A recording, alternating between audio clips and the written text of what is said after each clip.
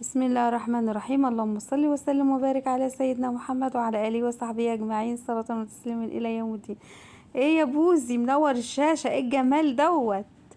زي ما شفتوا كده في اول الفيديو، صباح الخير على عيونكم، صباح الهنا، صباح السعادة. كنت برتب التربو بتاع الخضار، البصل والبطاطس والثوم والحاجات موجودة في بيتنا دي. انا عندي 2 تربو، تربو للخضار والتربو التاني بقى للايه، للرز والسكر والحاجات التانية دي بقى، والشاي والتوابل والحاجات اللي بتبقى زيادة عندي. تمام. دخلت كده على الحوض، طبعا الحوض مليان مواعين، ده لازم دوت اي بيت مصري، لازم بعد الفطار بقى تلم بقى اللي في التلاجة مثلا فارغ، اللي شربت فيه الشاي، اللي فطرتي، اللي في حاجة في فرن البوتاجاز مثلا، بتقومي لما ده كله كده وداخله بيه على الحوض وغسلاه. تمام زي ما انتوا شايفين كده. وعلى رأي امي البدرية منسية، لما تقومي بدري وتعملي حاجتك بتحسي ان اليوم معاكي ايه، عدى، ما بقاش طويل كده، وعدى وبقى سهل وكده وسلس معاكي. لو عايزه تروحي بقى اي مشوار، اي حاجه تجيبيها، هتطلعي وتجيبي. على كل ده علشان صحيتي بدري. شايفين الصابون بتاعنا اللي احنا عاملينه؟ بيلمع الألمونيا، بيخليها ايه، فله كده،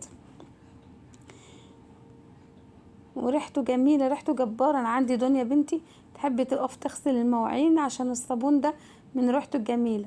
معمول بالاوكسي الغسيل، يعني كنت عاملاه باوكسي الغسيل. عندكم الفيديو برضو موجود على القناه، يا ريت بقى اللي يشوف كده القناه كده يعمل لها لايك ويشترك فيها، ما تسيبوناش كده يا جدعان. ادخلوا اشتركوا كده وزودوا كده مشتركين، وقولوا لنا رايكم ايه في القناه بتاعتنا، نكمل ولا نعمل ايه. معايا اللحمه طبعا، انا كنت شاطفاها وحطاها في المصفى كده تصفي. معايا الحله كده، غليت الميه كويس. طبعا احنا مش كلنا عارفين اللحمه بتتسلق ازاي. الميه غليت، حطيت كده اللحمه على في الميه علشان ايه، تستوي.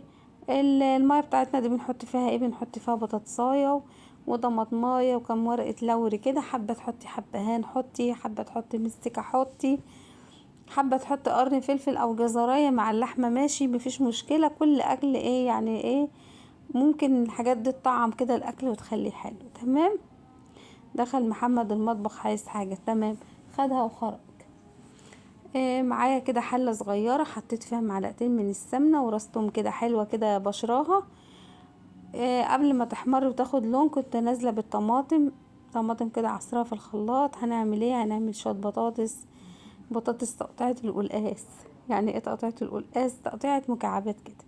جبت كام بطاطساية كده، وقلت اقطعهم واعملهم ايه، حلة بطاطس كده، وهنحط كمان فيها لحم. جبت الرز كده، حطيت حوالي كيلو من الرز في الصينية الألمونيا دي. حابة ان انا اعمل ايه، اعمل برامة رز كده، نغير بقى، بدل الرز المسلوق والرز بشعرية، لا نغير. غسلت الرز كده، يبقى المقدار بتاعك نص الصينية بالظبط، او الحلة او اي حاجة هتعملي فيها او برام. حطيت معلقتين صغيرين من الملح، وحطيت شوية من الزيت، حوالي 3 4 معالق من الزيت. حابة اعمل الرز بتاعي بالزيت، ويا سلام لما تقلبيه كده بالزيت. ولو عايزة بعد كده تحط له سمنة او زبدة تحط له بعد ما يستوي. قلبته كده كويس. في الوقت ده كنت جايبة بقى اللبن، غليت اللبن كده، ده كيلو رز عليه لتر من اللبن، وعليه حوالي كوباية صغيرة كمان. كل ده غليته كده مع بعضه، ونزلت بيه على الرز. وليه بتغلي المية مع اللبن؟ علشان البرامة بتاعتي تقوم على طول، ما تاخدش وقت. هولع الشواية من فوق تاخد لون، وبعد كده انا ايه، اقوم منزلاه من تحت وطافيه الشوايه دي يستوي مع نفسه. معايا بقى الطماطم بتاعتي اللي انا كنت عصراها وسبكتها، نزلت كده بالبطاطس. معلش الكاميرا بتتهز عشان كنت ماسكه التليفون وانا بصور بايد، وبحط البطاطس بايد. تمام كده. انا حطيت البطاطس بتاعتي. شايفين الرز بقى، شايفين الرز وجماله، شايفين مستوي جميل ازاي ومفرفر وحلو. شايفين وش الرز، ما شاء الله عليها. غطيه بقى لغايه ما نيجي ناكل. بعد كده بقى خدت من الشوربه كده عشان ازود البطاطس. في بقى عندي اللي بيحب اللحمه في الخضار، وفي اللي بيحبها مسلوقه. هاخد من اللي انا سلقتها دي وانزل بها على الخضار كده، واقلبها تقلبتين. طبعا هتاخد من ايه، من الصلصه بتاعه البطاطس، وهتبقى طعمها حلو. تمام. ده كان الايه، كان الغدا بتاعنا. بطاطس كده تقطيعة القلقاس، وبرامة رز، وسلقين لحمة، والحمد لله والشكر لله. ياريت اللي يشوف الفيديو ويعجبه يعمل لي لايك، ما تنسوش. اشوفكم في فيديوهات كتير ان شاء الله. مع السلامة.